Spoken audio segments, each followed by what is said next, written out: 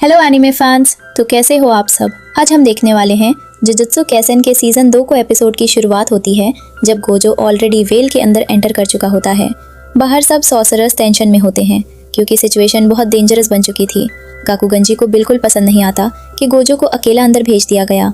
उससे लगता है कि एनिमीज ने डेफिनेटली कोई बड़ा ट्रैप सेट किया है।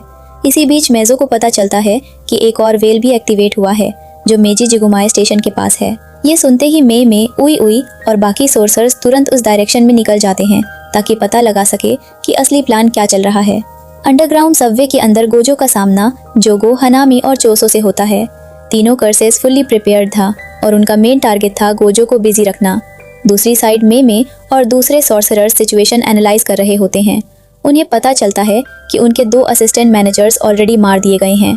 इसका मतलब क्लियर था कि बैरियर बनाने वाले कर्स यूजर्स आसपास ही छुपे हुए हैं। मे अपने क्रोस को स्काउटिंग के लिए भेजती है, लेकिन कोई अननोन एनिमी उन सबको मार देता है। इससे कंफर्म हो जाता है कि एनिमी नियर बाय ही है और काफी पावरफुल भी। मे यूजी को सिचुएशन एक्सप्लेन करती है। वो बताती है कि बहुत सारे ट्रांसफिगर्ड ह्यूमंस सिविलियंस पर अटैक कर रहे हैं। ये सब महितो की कर्स टेक्निक का रिजल्ट था। नॉर्मल लोग पैनिक में फोर्स्ड होकर B5 फ्लोर की तरफ जा रहे थे। मैं गेस करती है कि वेल का सोर्स B1 या B2 के आसपास है क्योंकि उसके क्रोज वही डिस्ट्रॉय हुए थे। फिर वो प्लान बनाती है कि यूजी नीचे जाएगा और सिविलियंस को बचाएगा, जबकि वो खुद वेल का सोर्स ढूंढने की कोशिश करेगी। नीचे जाते वक्त यूजी का सामना एक स्ट्रेंज ग्रास होपर कर्स से होता है। कर्स काफी फनी बिहेव करता है लेकिन स्ट्रेंथ में डेंजरस होता है। वो यूजी से अजीब सवाल करता है और उसे कंफ्यूज करने की कोशिश करता है। यूजी को उसके पीछे एक स्ट्रेंज ऑब्जेक्ट भी दिखता है और यूज लगता है कि शायद वही वेल को मेंटेन कर रहा है। फिर दोनों के बीच फाइट स्टार्ट हो जाती है।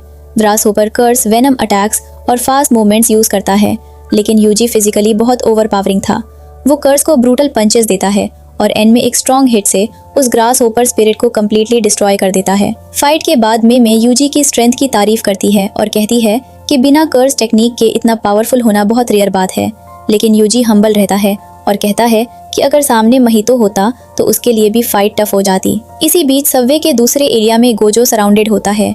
जोगो और हनामी सिविलियंस को शील्ड की तरह यूज करते हैं।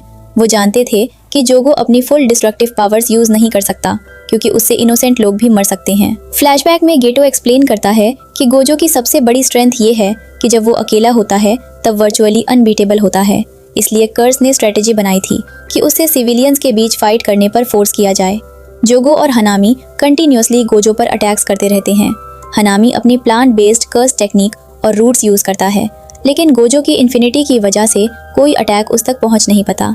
फिर भी गोजो कम्प्लीटली फ्री नहीं था क्योंकि उसे सिविलियंस को भी प्रोटेक्ट करना पड़ रहा था। दूसरी तरफ जोगो और हनामी डोमेन एम्प्लीफिकेशन यूज करते हैं।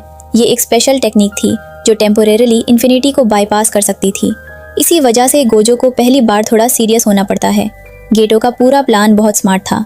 उसने जोगो को पहले ही समझा दिया था कि गोजो डोमेन एक्सपेंशन यूज नहीं करेगा क्योंकि अगर उसने डोमेन एक्टिवेट किया तो नियर बाय सिविलियंस भी उसके इफेक्ट में आ जाएंगे और मर सकते हैं।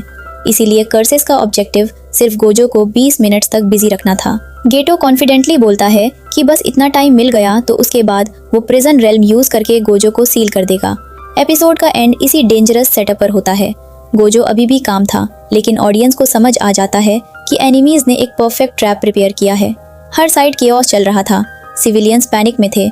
यूजी और मे अलग बैटल्स हैंडल कर रहे थे और मीनवाइल असली मास्टरमाइंड गेटो पेशेंटली वेट कर रहा था गोजो को सील करने के लिए। अगर वीडियो पसंद आई हो तो लाइक करो और साथ में चैनल को सब्सक्राइब भी करो। मिलते हैं नेक्स्ट वीडियो में। Good bye.